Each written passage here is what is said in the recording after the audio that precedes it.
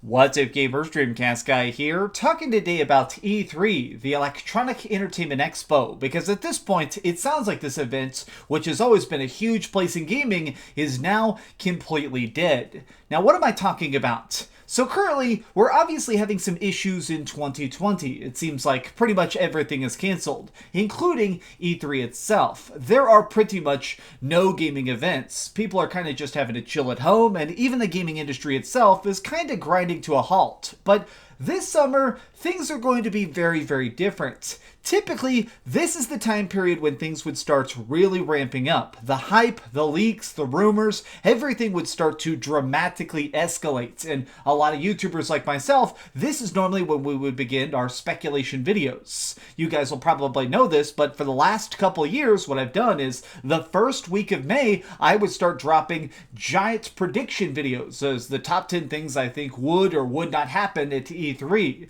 But this year, I can't do that kind of content, because E3, currently, the ESA, the people who own the Electronic Entertainment Expo, they're saying that they're taking a break. This year, because they can't have a physical event, they're just saying, we'll be back in 2021. But I don't believe it. I think that E3 is completely finished. Bring in the dancing coffin meme, because these guys are donezo and they're not coming back. And what's funny is that even though that's not official yet, pretty much everybody agrees on it. And the reason I say that is because now everybody is jumping ship. People are abandoning E3 before it's even really gone out the door. Nintendo, Microsoft, and Sony have now already said they're going to be at other events. Nintendo has said that they're going to be trying to do more stuff on their own. Microsoft and Sony have now officially pledged their allegiance to something that Jeff Keighley is working on called the Summer Games Fest. Now, this is something I'm personally very, very interested because Jeff Keighley,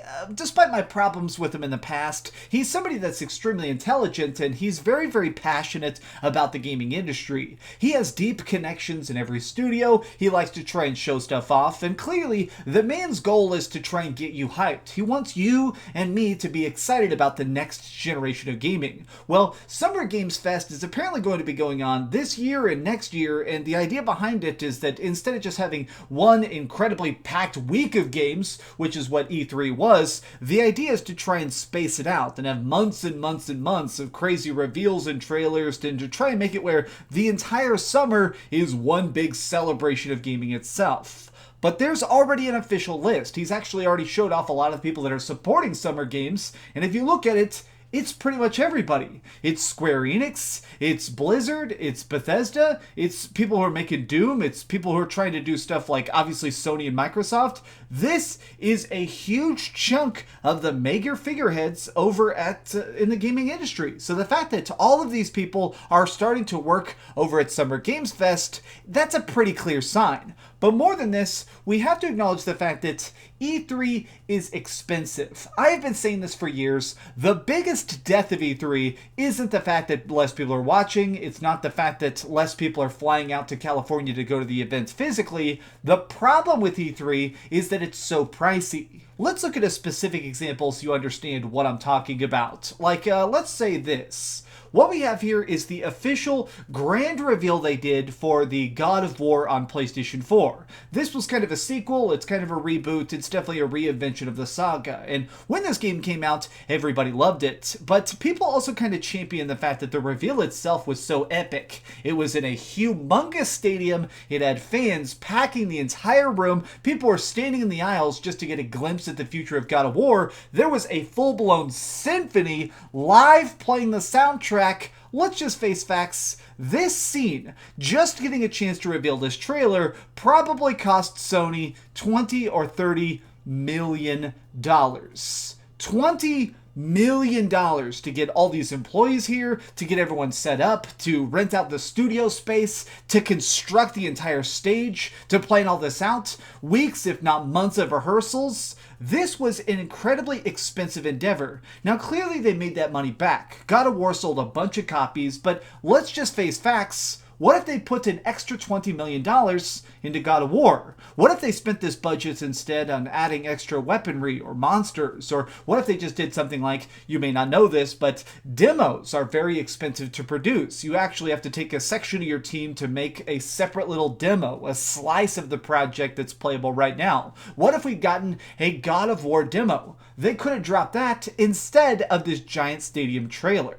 So just as a thought experiment, let's take a step back. Let's just think about what Sony is probably doing right now. Let's close our eyes and imagine. I mean, if we're really coming down to it, they're probably looking at their budget book and saying, okay, how many millions and millions of dollars have we just dumped down the hole? How many piles of cash have we decided to burn because E3 was the industry standard? What I believe is going to happen is that Summer Games is going to be a huge success. I think a lot of people are going to tune in. Months of people are going to be talking about it. And more than that, I think that people are going to start to realize that digital is definitely the way to go when it comes to press conferences. And more than that, demos. I think that more companies are going to realize that the best seller of your game isn't some giant trade show. It's not having games journalists write like fancy previews for your game. The best thing that sells your project is a beta, is a demo, is some way for people themselves to get the controller in their hand and experience it.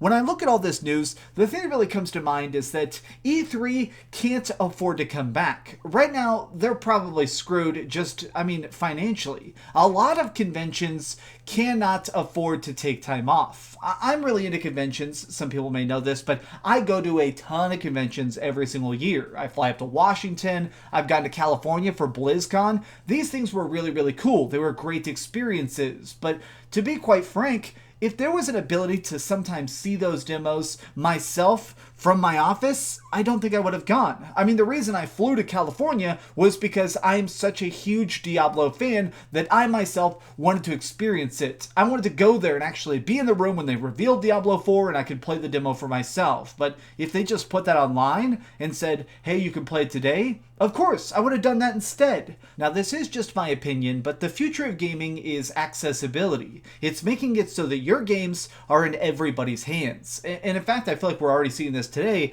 As I recorded this video, I'm actually filming this at like noon.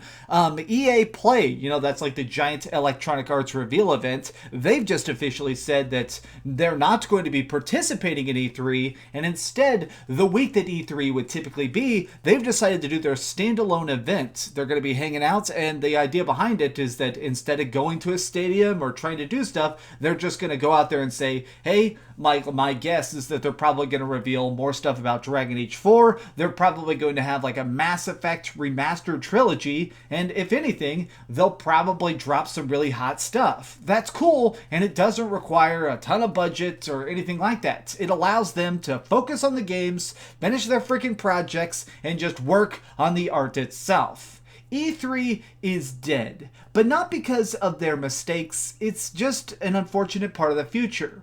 Right now, I don't think that gamers care anymore. People just want to see PlayStation 5 games. People just want to see the Xbox Series X rendering things at 4K.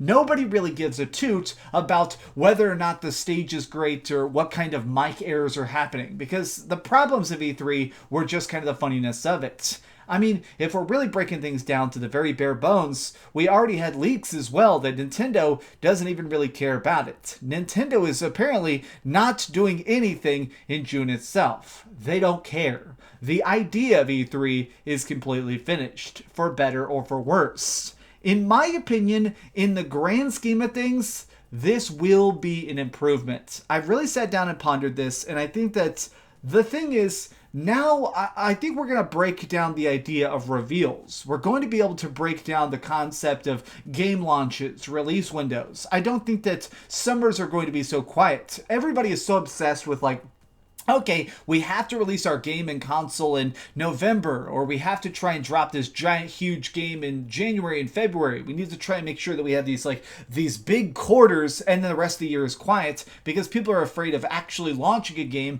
near E3. But with the Electronic Entertainment Expo totally dead, every time is a good time for good adventure. These are just kind of some off-the-cuff thoughts. I'm still kind of wondering about what this will be in the grand scheme of things, but I'm also curious of your thoughts. Have you actually been excited for E3 the last couple of years, or are you at least disappointed that this year it definitely ain't happening? Let me know your thoughts in the comments down below. If you enjoyed this video, please give it a thumbs up, share with your friends, and subscribe if you haven't already. But do me the biggest favor of all and keep dreaming. Man, this is gonna be crazy. 2020 is bonkers. Thanks so much for watching that video. If you want to see something else, you can always click this link to see what I put up last, or, subscribe and see what's coming up next. Also, I promise that whatever I do, it'll try not to suck.